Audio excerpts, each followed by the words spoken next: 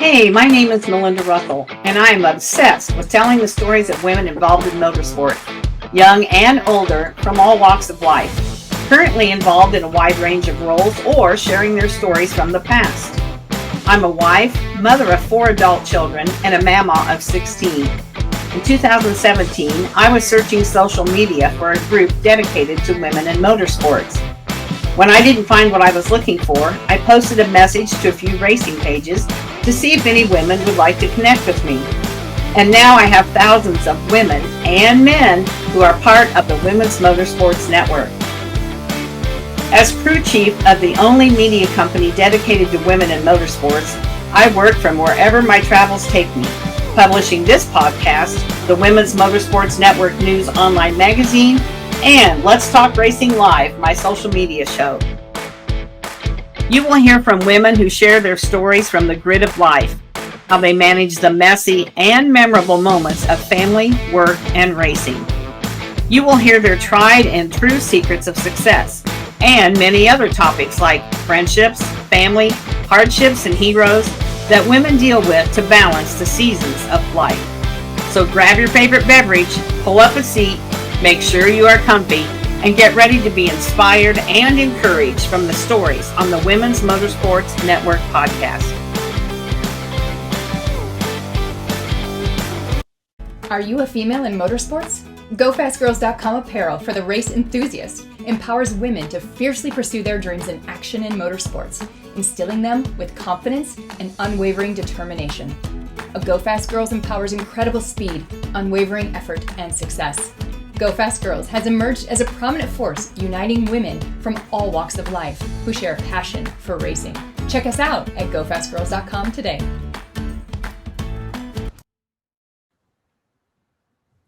Hey everybody, Melinda Russell here with the Women's Motorsports Network.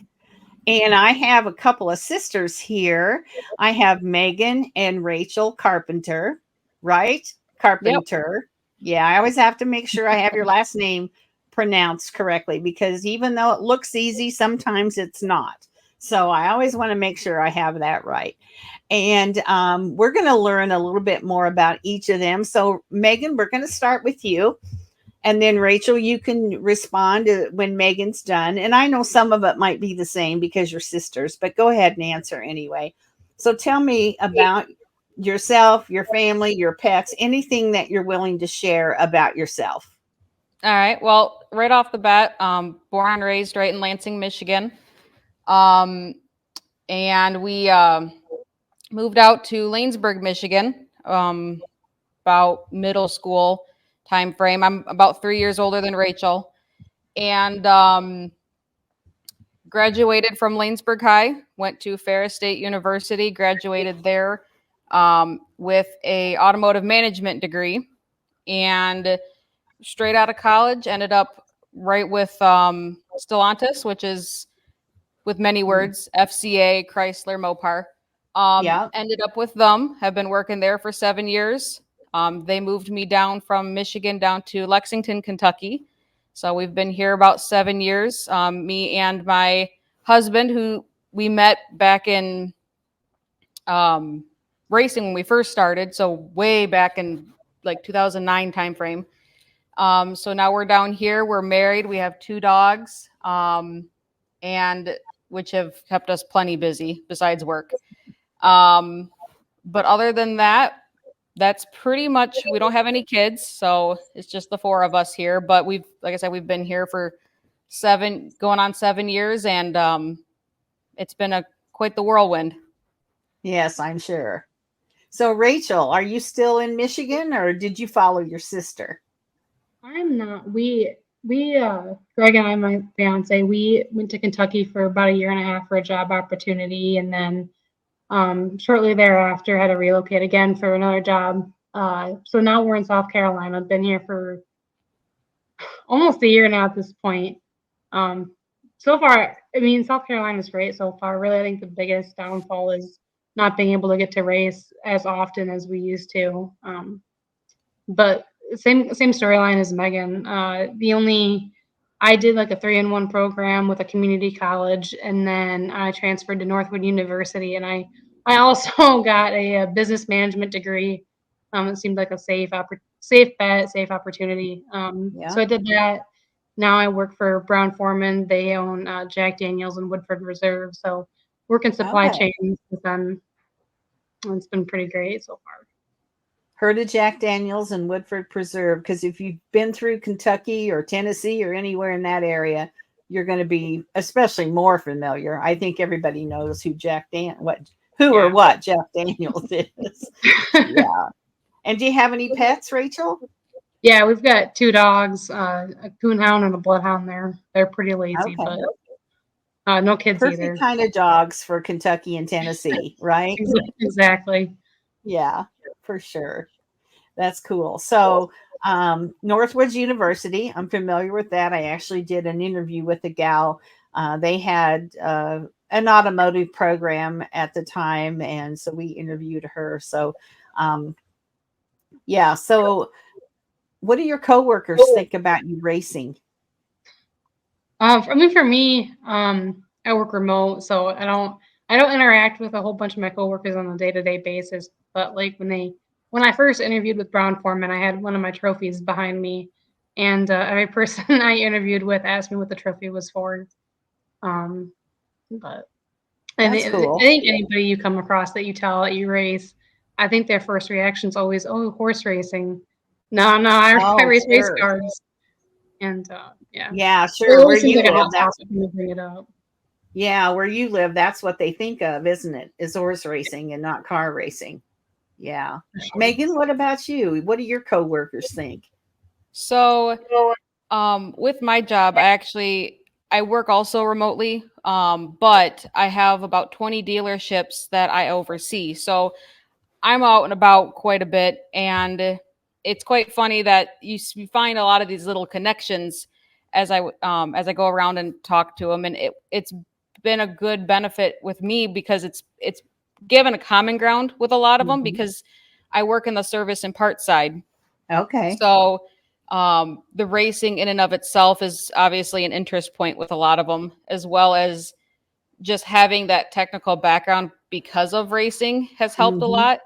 Yeah. Um, but there was a couple guys that, just from talking, found out that there's fellow racers out there too. And so all of Mhm. them keep asking, oh, when are you going to come and race down here? And um, when are you going to do this? Or how'd you race this past weekend? So it's been kind of fun because they will always follow up with me on Monday morning just to Yeah. see how we did. So it's been pretty cool. Yeah, that's nice for sure. So I'm gonna ask you, you didn't get laid off or have to um, go on strike because Stellantis was just on strike, right? Yep. Yeah. So did that affect you at all? Nope. So I am within corporation. I'm within the company, and Okay.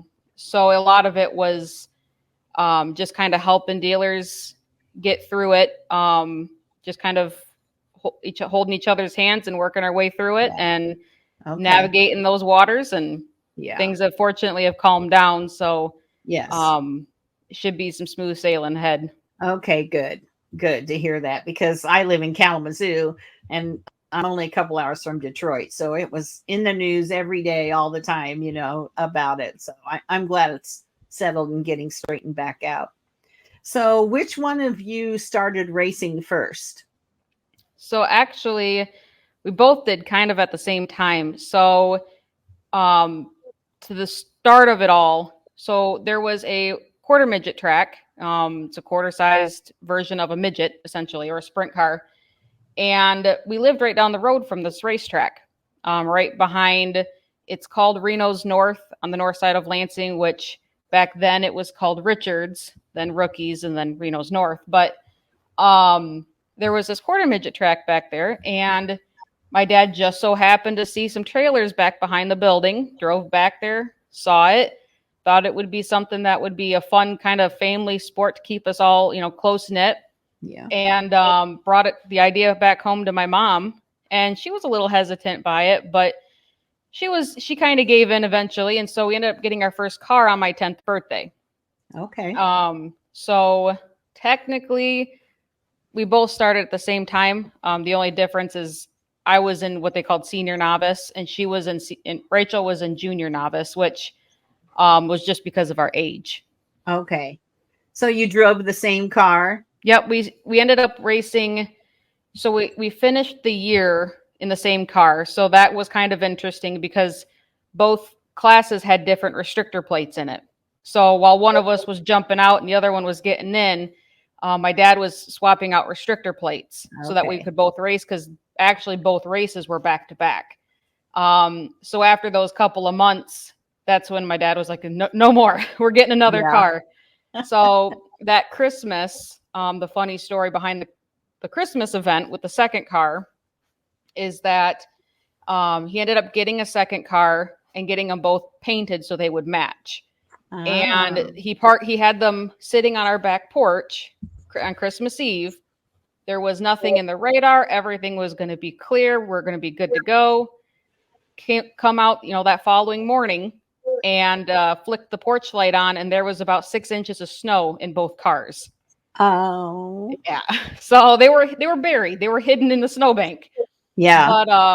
But we ended up getting 2 cars that Christmas. And so we were able to the following year run separate classes and separate cars and go off that way. Okay. So Rachel, were you surprised about getting the car, or did you kind of know you were getting one?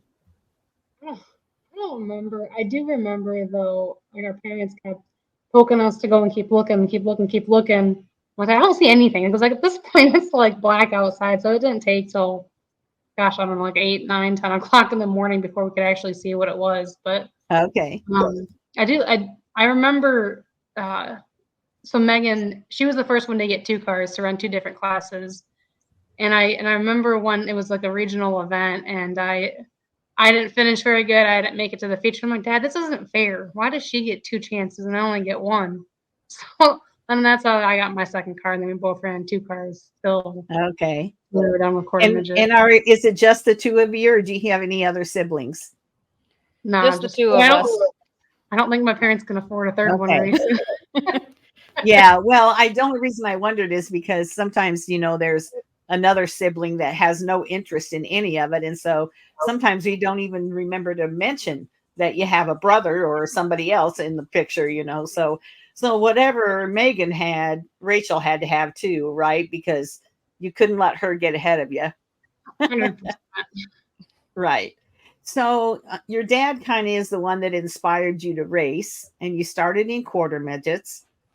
And then where did you go from there? How long were you in quarter midgets, Megan? And then Rachel, you can answer the same thing when she's done. How long were you in quarter midgets, and what was the next step? So we ran quarter midgets until we were the age of where we had to retire. So by the age of 16, we ended up, so it would have been about 2009 is when we had to retire out of quarter midgets. That last year and a half of quarter midgets, we ended up actually getting an asphalt modified to go run at Owasso and Spartan, and just to kind of get our feet wet a little bit in the big cars.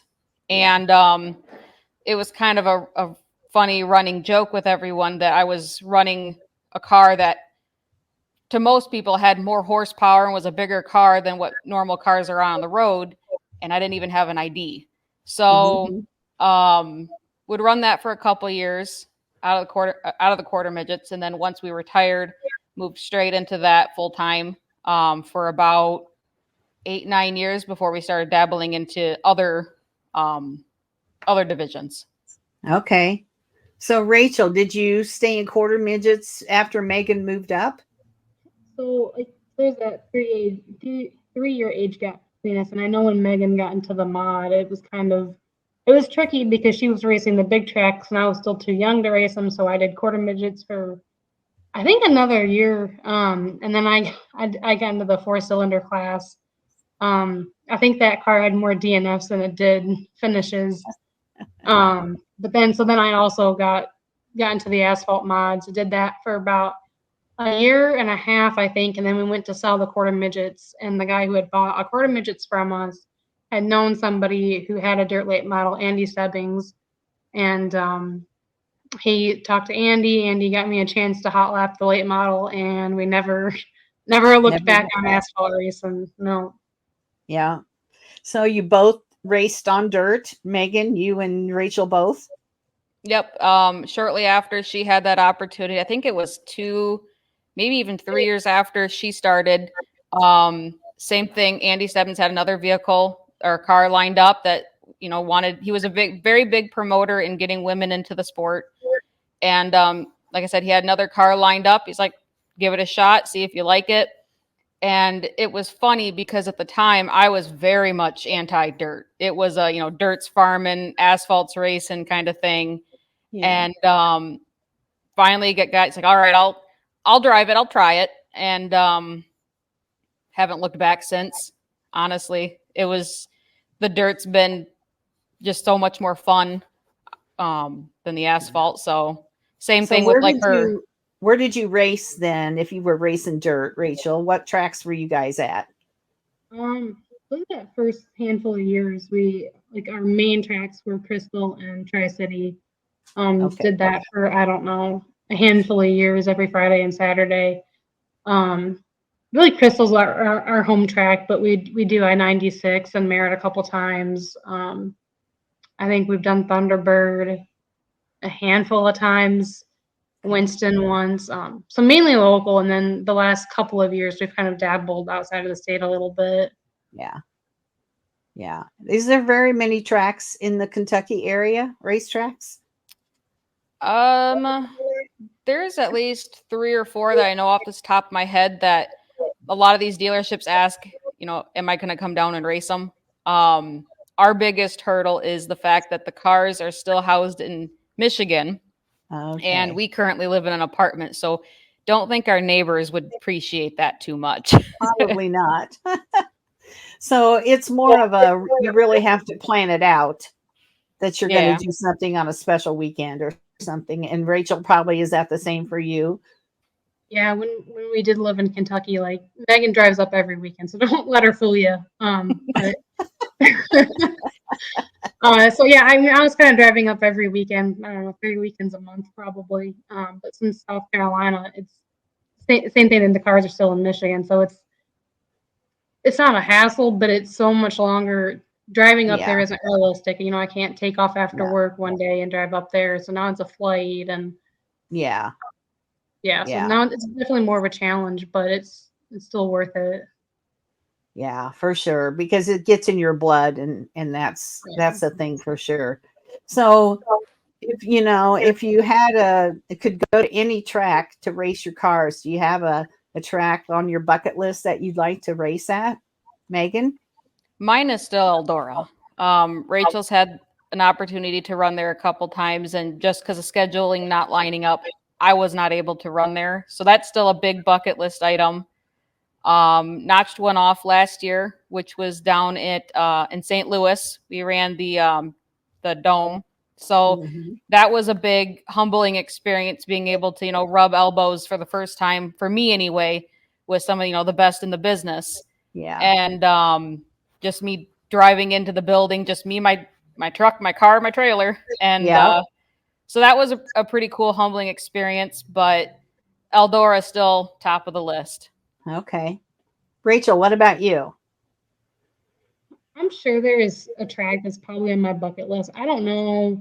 I can't think of one like right off the top of my hand, but like Megan said, I've done some pretty big races, not as competitive because we're just just a lower budget team, I guess. But I've done Eldora and Farmer City and Fairbury and the St. Louis, the Dome in December. That was a huge one. We did that. We went and watched for a couple of years, and it's like we just need to get the car here.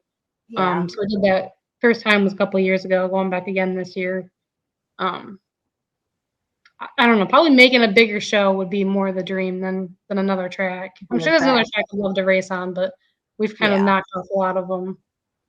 Yeah. So is there anybody left in Michigan that would bring your cars to you, or that just isn't reasonable to do? I mean, if you're going to race in St. Louis, is somebody going to bring you the car and then you're going to meet them there, or how are you going to work all that out? So the racing is pretty much three-man show for the most part. That's the base. Mom helps with the food, and she's the cheerleader, but mainly it Yeah. boils down to me, Rachel, and our dad. So when it comes to traveling, say for example, St. Louis, it's me and my dad will haul the trailers down to St. Louis, and Rachel will meet us there, and we race, and then both me and my dad will drive the trailers back up, unload the cars, get them all set for the winter, and drive back home. Okay. And is your husband and your fiance, you said you met him at the racing. Are they still like part of the crew? They come along, or they've just kind of gotten out of it and the racing is your thing? Oh yeah, so we met obviously with racing, and he continued racing into the big cars. He went into 600 mini sprints, and then he went into a 360 sprint full size, and then he ended up pulling back a little bit on his program just because of where his car was located, and it was harder to make ends meet there. So he still races his 600 mini sprint once a year in Fort Wayne, the Rumble. Okay. Yeah. And so he is pretty much in the summer, he's our big cheerleader / tire grinder / anything we need. He's there. So he's still a very big part of racing and racing program. Yeah. What about you, Rachel? What about that fiance? He helps when he can. I mean, we lived in Michigan. He was definitely more hands-on, but since we've moved out of the state, it's harder for him to get up there than it is for me just to get away for the weekend. But yeah, he helps when he can. He's into drag racing. He's got a truck with he's pretty souped up, so that's his thing. Okay. Well, he's still into racing, so that we'll give him a break, because as long as he still loves racing, then he understands why you still have that in your blood and you need to go race once in a while, for sure. Yeah. So do you have any marketing partners that you want to share, or are you the marketing partner, Megan? So mainly our primary sponsor is our family-owned repair shop right there in Lansing, Liskey's Auto and Truck Service, as well as Turn One Graphic Designs, which is Rachel's baby. But that's pretty much been our show. Okay. So Rachel, what is Turn One? So we're doing like t-shirts and graphics. We were doing the race car graphics, but we're going over to a plastic body this coming year. So then we're ordering graphics this year just to make it easier to apply to the plastic. But I don't know. It's taken a backseat the last year and a half. I mean, at some point I'd like to get back into it, and I think it'd be awesome to do like race car graphics and print them out and have that whole process and procedure. But it's just not in the cards right now. Yeah. And sometimes some things have to go on the back burner while you do something else, and then a few years down the road, it's like, oh, I think I'm going to do that again, and it usually all works out if you have something that you really enjoy doing. So don't give up on it, for sure. So, Megan, what was your biggest obstacle that you had to overcome when you went from quarter midgets to the bigger cars? Do you remember, or did you just jump in? And a lot of it was when we transitioned from quarter midget to the asphalt mod. A lot of it was just the no fear. So it was a pretty easy transition going from an open wheel to an open wheel.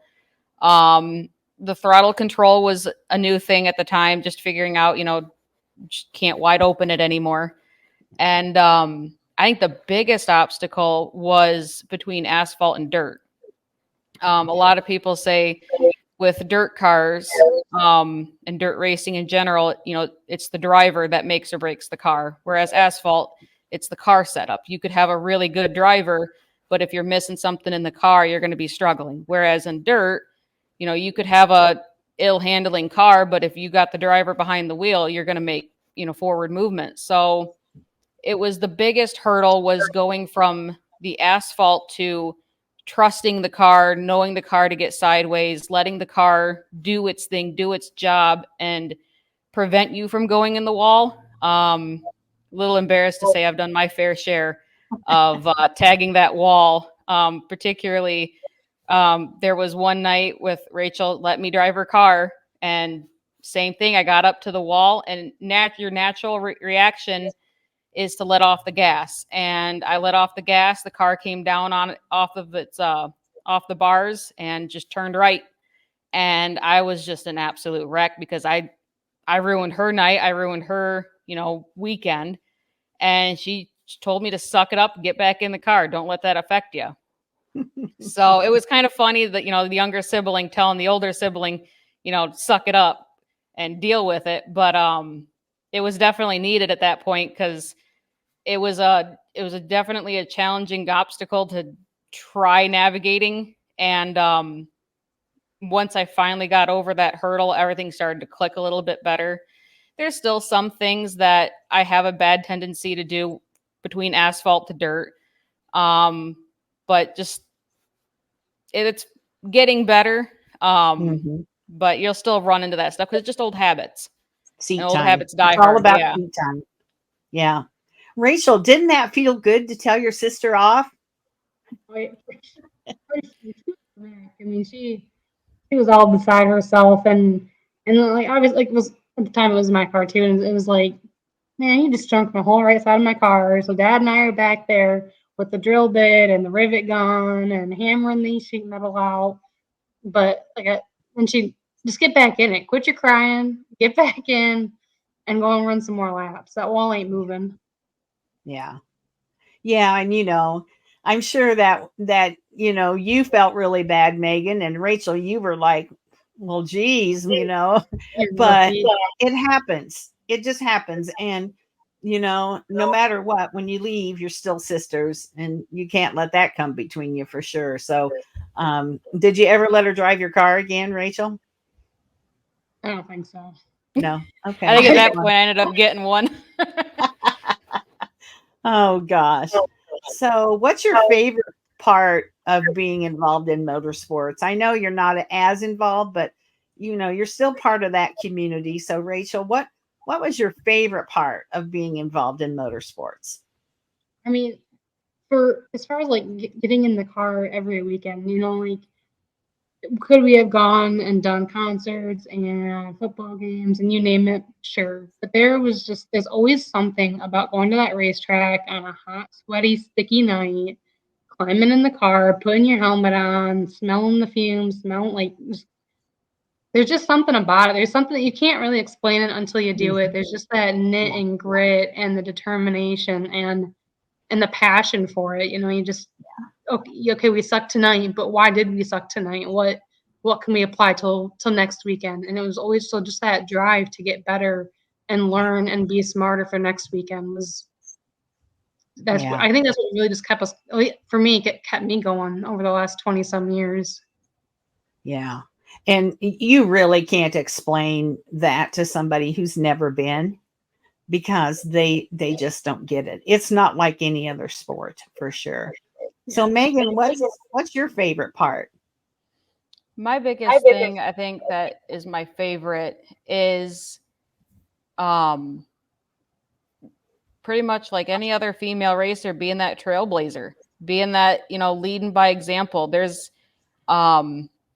knowing that you're, some other little girl's fan, and you just don't know it, but you're their example. And there was one, I still have the photo, just because it just so happened the photographer caught it. But we ended up winning one of our heat races at our local tracks, and pulled into the infield, took our picture. I rolled up a little bit, and just to wait for the next heat to get finished so I could pull off. And this little girl walked up to the side of my car. And the photo that the photographer actually got was us fist bumping outside of my car. And come to find out after the race, she was, my biggest fan, and she absolutely loved the fact that I won. And her story actually is very similar to how me and Rachel grew up before racing. And she rode there with her dad in the tow truck. And she, like I said, I was her favorite driver, and it just so happened to win that heat. She came over and fist bumped me. So it's it's really cool to see that stuff and to know that, you know, we're one of the many trailblazers in the sport. And it's kind of cool when you get some of those fans to walk up or you hear about them, and it makes it worth the drive every Yeah. weekend. Yeah, So for sure. it's definitely been my favorite part. What about you, Rachel? I mean, kind of same thing. You know, you don't really when you're racing, you don't think of really the people in the stands, but then like on autograph night or something, Mhm. or I think it was sometime this year. There was this dad with his daughter, and they'd come by the trailer and they stopped and talked to us. And I remember, you know, I think the dad went to fist bump me after that. After we talked for, I don't know, probably 10 minutes or so. And so like I went to fist bump him. I'm like, no, I'm gonna fist bump his daughter too. And they walked away, and I got back in the golf cart, and I overheard him ask her if that was cool, and she was all about it. Yeah. So like, when you're in the car, you don't think about like the impact you're making, but like on autograph night, and you get those girls that come up to you, or even, you know, the mom walking with her son. Oh, there's a girl racer, you know. So I think Mhm. that's always really cool to see too. Yeah. And it's true. I mean, you could be impacting in a number of ways, you know, not just the fact that you're a girl driving, but that you're a clean driver, or you are a good sport, or all kinds of ways. And you could be, you know, impacting little boys and girls, really.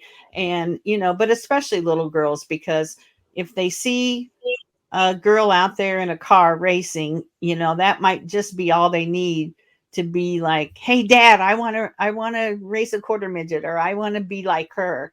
And you might not ever know how that turns out, but I guarantee you people are watching, especially if you're a girl. They really are. I know that just from all the interviews I've done, all the races I've seen.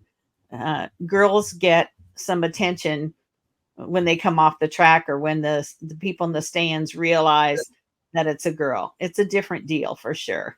Yeah. So, how about your most memorable? If you've had a win, have you had a memorable win? And if you haven't had a win, just give me your most memorable moment.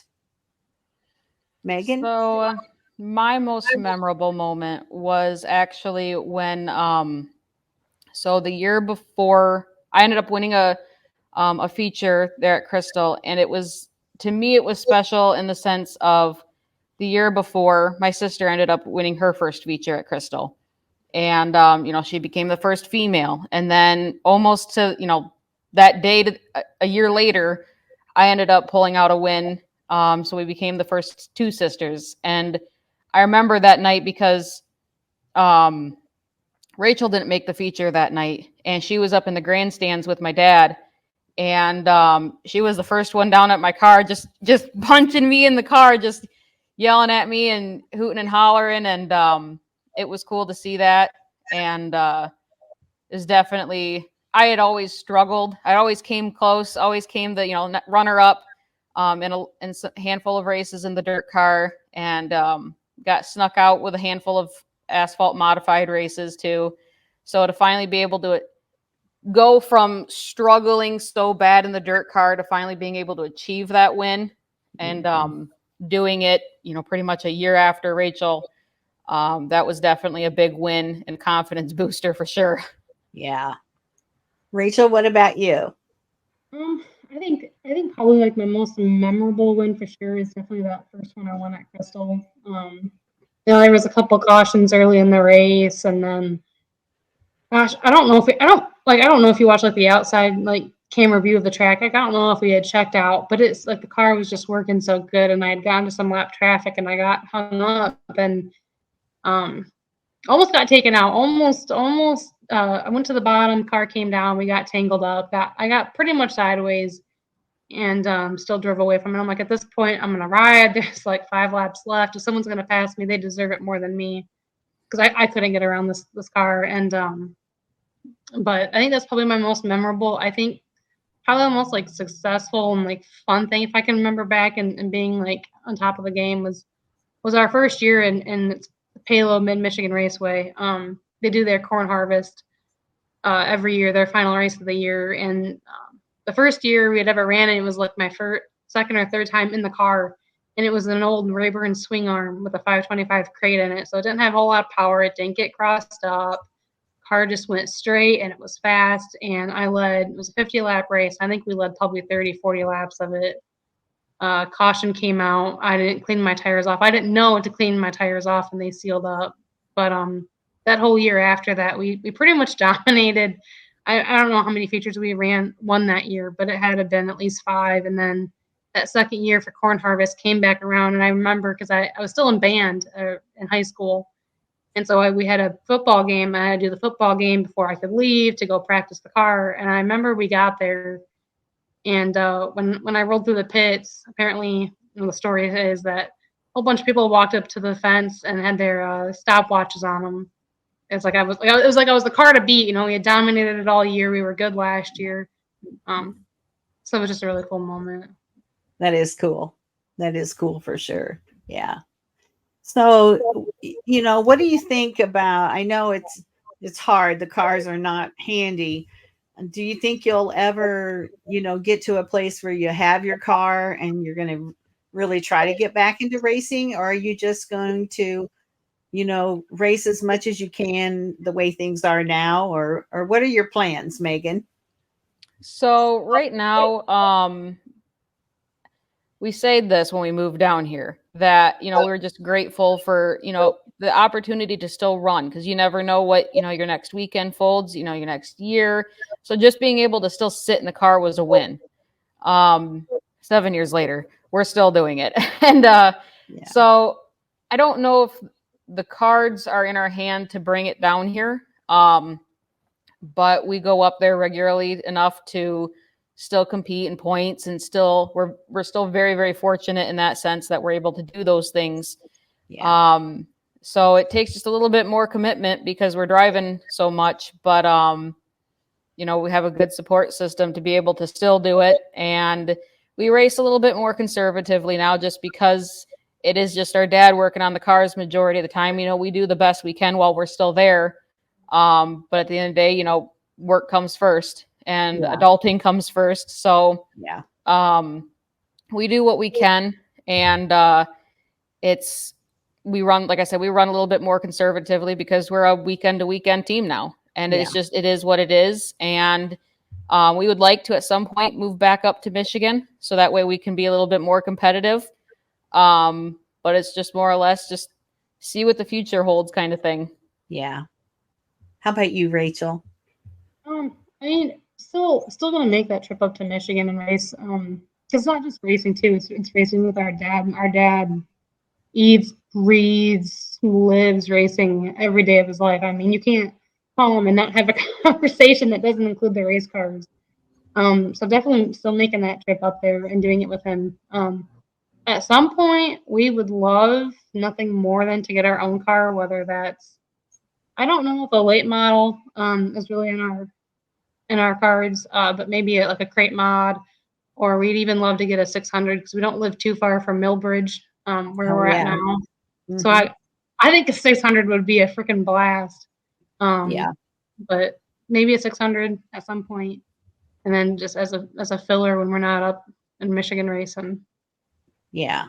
And Millbridge is turned into such a iconic, everybody wants to go to Millbridge and race. And there you could be racing against Kyle Larson or his kid or Brexton Bush but there's a lot of girls that I know that go there to race. And I've not been there, but that is on my bucket list to get there to watch some racing there. I've interviewed the lady that runs the track. She's amazing. And, so, that's kind of my bucket list to get there to watch for sure. So, it puts on some great racing. It's definitely, it's a really cool environment. And then you got the cars that are just chipping, and I don't know what they turn for RPM, but you can just tell that they're up there screaming. Yeah. And I think the wall there makes for incredible racing because that's the way around. You see a couple guys be in the bottom, but most of it is right rear on the wall and banging that cushion. Yeah, for sure. So, I concentrate on females in motorsports. So Rachel, we'll start with you. Do you think it's a good sport for girls to be involved in? And if so, why? I think so for sure. I honestly, like when we started racing quarter midgets, there was a couple girls that we raced against, but really over the years, I think there's been a huge influx in female racers across the board. I feel like when you go to like a drag strip, I think there's a lot more girls in like top tier teams than you do see in dirt racing, or I don't follow like asphalt late models that closely, but I do feel like there's more of an influx, and I think we're just as competitive. I don't, when we climb in that race car, I don't want to be raced any different. I don't want to be looked at any different. We throw that helmet on, we all do the same thing on the track. Yeah. I think we're just as good or just as competitive. And like Megan said, we race kind of conservatively, but one thing that like our dad instilled in us particularly when we got out of quarter midgets, was to be, you got to earn the respect of everybody else. So I think as long as you keep that in mind, whatever you're racing, at first you got to earn the respect, because we were just kids racing, grown-ups who work 40 hours a week that go home and spend their hard-earned paycheck, and we're just a bunch of kids racing these cars against them. So yeah, it was definitely a curve to get that respect, but I think once we got it, and at this point, any of our local tracks, I don't think I don't have a problem with respect on the track. And there was definitely times where baby didn't have it with some drivers, but I think it's a fair game for anybody, girl, male, however you want to look at it, we're all the same. It surprised me when I went to US 131 Motorsports in Martin, the first year that I went there after I started this, the number of little girls, like I'm talking 6 to 10 maybe. And I could not believe how many girls there are. And you're right. There's a lot more girls, and the women in the top tier in both motorcycle and cars and like NHRA, and that is, you don't find a female in, like World of Outlaws or any big sprint car series, or really the late model series. There are no women doing that. I don't understand that, actually, why. I don't see why it can't be done, but otherwise, girls in like asphalt, there's a lot of girls that race, asphalt. Kalamazoo, that's what I've got. I'm surrounded by asphalt tracks, so that's kind of where I I follow and that. But we got to get some girls, some women up there in those higher rankings of some of those dirt racing too, for sure. Megan, do you want to add anything to that? I mean, I'm same vote as Rachel. We've definitely seen an influx, even from the quarter midget level, even the mini wedge division, at a lot of the local tracks, that division has just taken on like wildfire. Mm-hmm. And to see the amount of little girls in there, it's encouraging, for one, because, when we started, there was some, but there wasn't a whole lot. And, we were kind of that oddball person, even though both me and Rachel, we were brought up in the same, mentality of, when the helmet goes on, you're no different than anybody else. And that's just how we were raised. And we were pretty much the sons that he never had.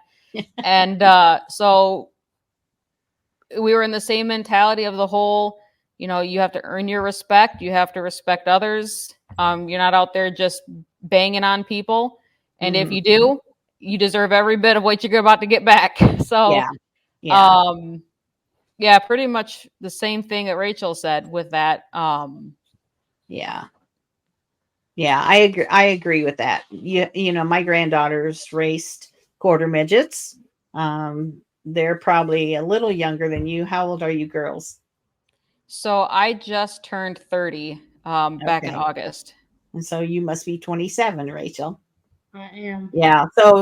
So you're older than them. They're 20 and 18, but they started racing quarter midgets at Kalamazoo at the little track, and there was a fair number of girls racing when they were racing there. And then there was a fair number of them that continued on and went to the bigger cars at what we call the big track at Kalamazoo. So But you know, now I think there's more and more little girls that race quarter midgets based on the people that I get. You know, I get a lot of referrals about people to feature in the magazine or on the podcast.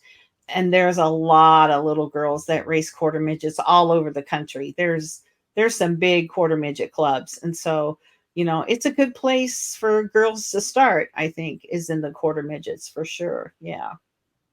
Yeah, it was definitely a good place for us to I think we have learned so much from quarter midgets that I don't think we give it enough credit. Yeah. Just from little things about, you know, navigating traffic or um, just being able to avoid wrecks. That's Yeah. been the big thing between me and Rachel, is just because the timing in a quarter midget is so small. The time for Yeah. air is so small that it has saved us out of a number of wrecks. I bet. Yeah.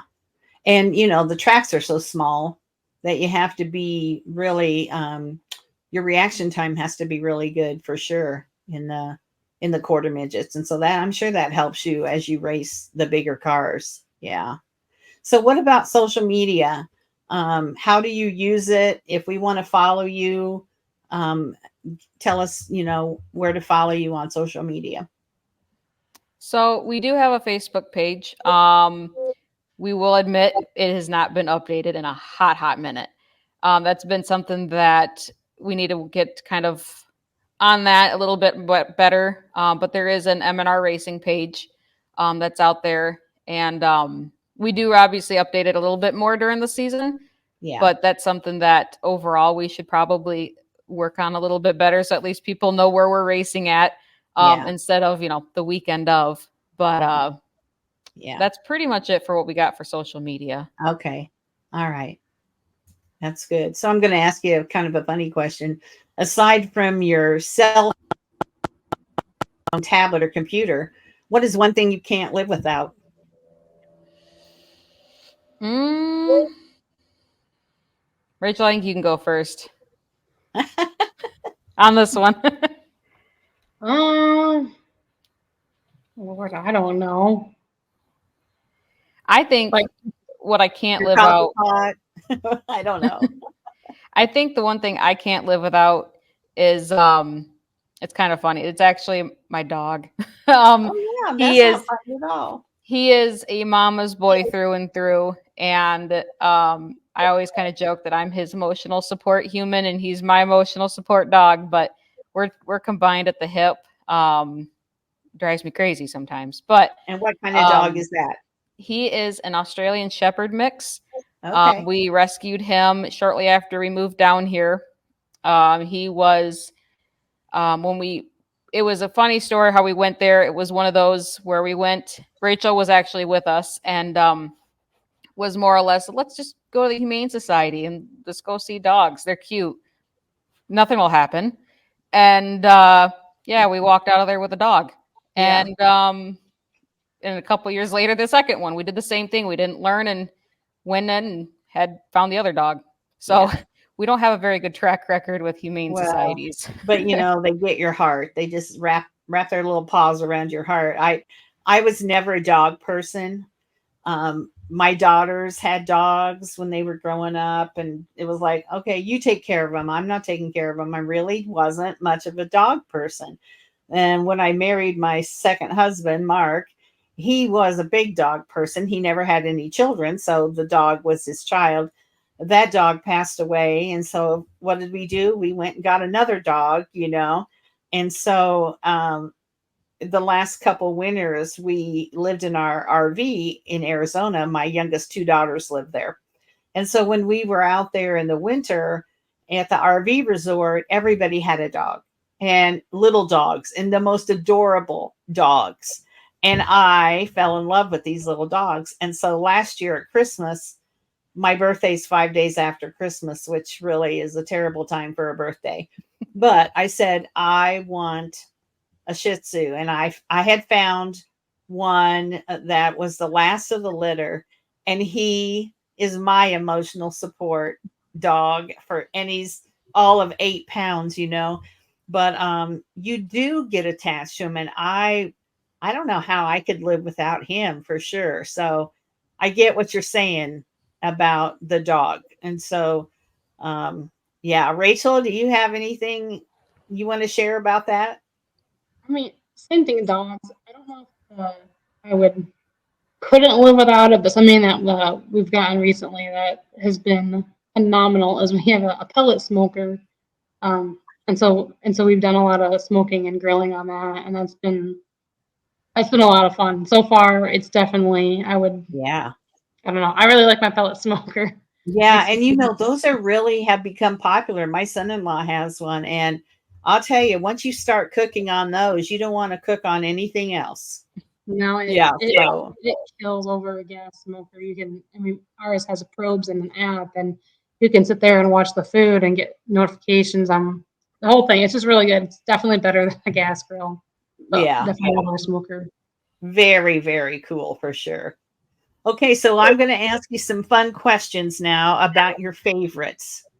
So, so Megan, you're going to go first because you're the oldest, and I'm going to ask you your favorite, and then you answer, and then Rachel, you answer right after. Okay, so here we go. Your favorite food or restaurant? Favorite food would have to be, this is going to sound childish, but chicken tenders. I am a child at heart, so got to go for the chicken tenders. Me too. Me too. Rachel? I'm gonna say pizza. Pizza. Favorite beverage? I'm going to have to go with a plain Janer. I'm a big water drinker, but if I had to pick, it would probably be root beer, like a draft type root beer. Mm-hmm. Can't go The wrong. real stuff. Mm-hmm. Yeah. I don't know.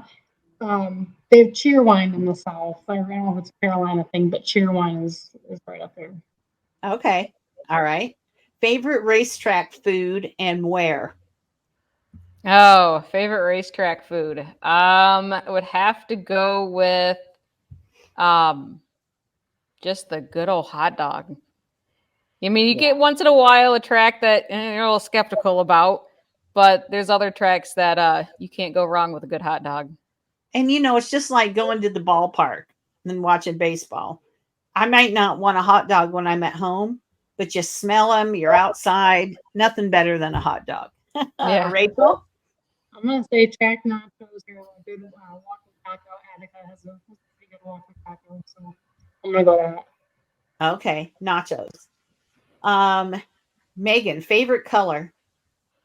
It's going to have to be a lime green. Okay. Rachel? Red. I couldn't hear you. Red, like a red or a neon red. Oh, yeah. Okay. Favorite animal? I think we know. Either dog or horse, actually. Okay. Yep. I'm gonna say a moose. Oh, they're so cute with the antlers. I love those too. There was a place someplace Mark and I went on vacation, and it was Wisconsin, and everywhere you went, there were like pictures of moose, and the restaurant was called Moose something, and I don't know, it must just be a thing for where we were at that time, but yeah, that's cool. How about a favorite vacation destination? Either somewhere you've been or somewhere you would like to go. Our favorite vacation that we've been on so far is probably been what we went on in September, which is we actually went on a Royal Caribbean cruise. Never been on one. It was an absolute blast. Would definitely do it again. Okay. But that and just being able to travel with, Yeah. I mean, a cruise ship, you're able to go to multiple spots. Yeah. And we've been to other places, but I think definitely the cruise that topped it all. Yeah. Those are fun. What about you, Rachel? I think my favorite, and we've done it for. You got to talk louder, hon. I can't hear you. My favorite. I don't know how long we've done it. Probably 6 years or so. We've gone down to Tampa, Florida, in February to watch East Bay, and that's definitely the bucket list every year. Yeah, that's a good track. I know somebody that used to race there. Yeah, for sure. Favorite candy or snack? Ooh, I'm a salty. I'm a salt over a sugar. So, chips, candy. Not too much of a fan of candy, but a good Skittles. Um, but mainly I'm a salt type Okay. fan. Rachel, For the sweet, I'm gonna go Kit Kat. I can't hear you. For sweets, I'm gonna go on a Kit Kat. Okay, Kit Kat. Okay, sounds good. Favorite place to shop? Hmm. So, favorite places to shop. I'm gonna have to go with Lane Automotive because we were brought up so weird. We were not brought up like your typical love going clothes shopping. Like both me and Rachel despise of it, and my husband and her fiance absolutely hate it because we don't have anything but gray shirts in our closets. So I'd have to say Lane. Okay, Rachel. I don't know if I'm embarrassed to say it, but the last year and a half we had become Hot Wheel hunters. So, Walmart or Target? Hey, Target's the number one answer that I get from people. So that's is absolutely the number one answer I hear. Do you have a favorite movie, actor, or actress? Hmm. Favorite actor would have to be like a Ryan Reynolds or Ryan Gosling. Um, can't go wrong with a Tom Hanks. But Yeah. for a movie, there's so many good ones out there. I don't know if I could nail down one, but definitely those three actors. Okay. Rachel? I'm gonna say Matt Damon or Tom Cruise. Probably favorite movie, probably Ross. Okay. All right. Do you have a favorite sports team that's not racing related? I would have to say right now, you can't go wrong with the Detroit Lions. Isn't that amazing what they're doing? Yeah. Can't believe it. The I big can't believe turnaround that they've had and just the sheer outcome of fans that have laid dormant for so long it. Yeah. are coming out of the woodwork now. Yeah. It's those fair weather fans, for Yeah. sure. Yeah. Rachel? Probably MSU men's basketball. I can't hear you. Probably MSU men's basketball. Oh, yeah. And you love Tom Izzo. He's a great Yeah. guy and a great coach. Yeah, for sure. Do you have a favorite professional race car driver? Right now, I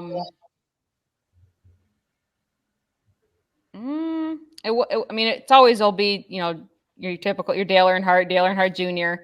Um, Jr. was the reason my car is the number 8. Okay. But I think right now I got to root for our quarter midget kids that are out there. Your Carson Hocevar, your Eric Jones. Yeah, We raced alongside them growing up too. So, sure. my dad's one famed glory is he was Carson Hocevar's novice director. So anytime he sees Carson on the TV, he's like, I taught him how to race that way. Yeah. But Yeah. that's his one famed glory. Okay. Awesome. Rachel? I'm gonna say Carl Larson or Jonathan Davenport. Jonathan Davenport. He's another good one. So Carson and Jonathan. Well, I have to say I'm a Carson fan too. He was still racing when my granddaughters got into quarter midgets, and we got to be friends. His parents ran the track there, the little Kalamazoo Speedway, and so I've been a fan of Carson since he was young and started in, he was in ran some ARCA races, ran some at Berlin and that. And so I'm a big fan of Carson's for sure. I think now that he's going to the Cup Series, I'm also kind of a Corey LaJoie fan. I like him. I think he's a good person. I've met him a couple times, and they're going to be racing on the same team. So I may have. I was always a Kyle Busch fan. Always will be. Always will be. But I think I'm going to maybe have dual teams, and I'm going to have the Spire Motorsports is going to also be one of my favorites for sure. So, and last question: favorite thing to celebrate?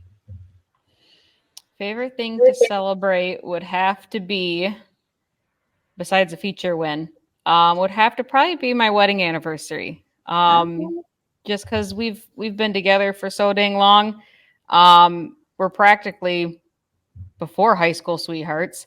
So just being able to spend time with him, we're practically connected at the hip. So that's good.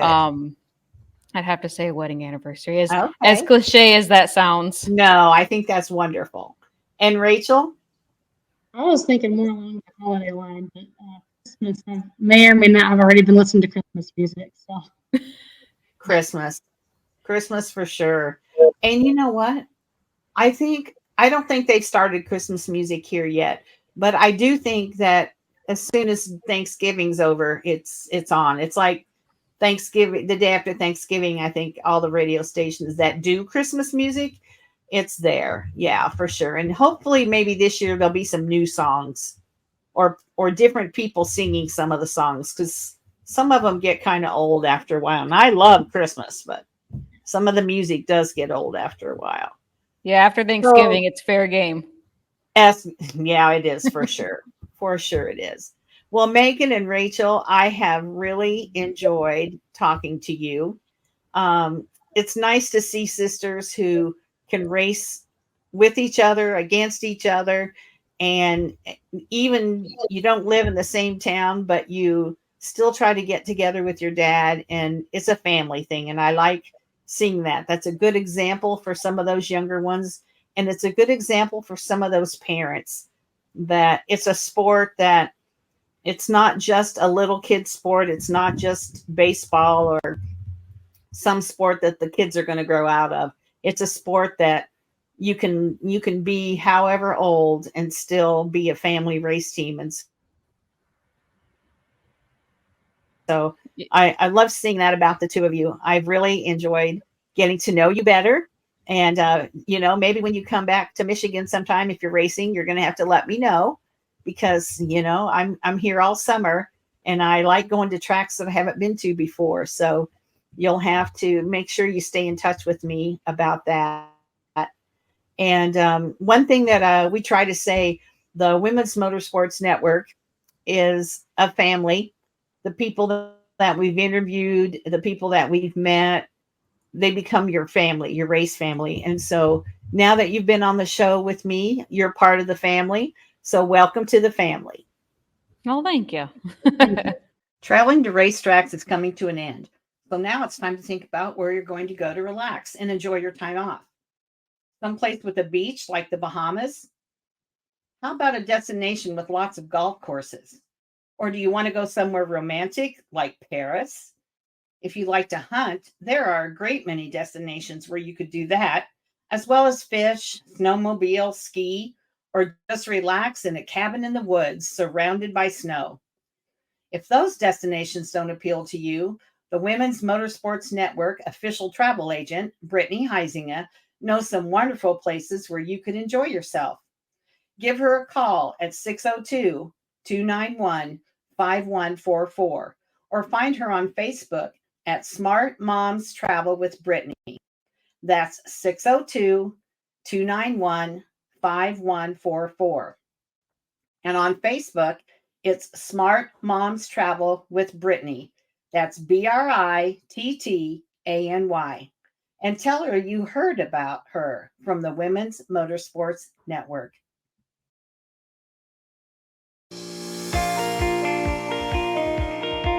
Thank you for listening to the Women's Motorsports Network podcast.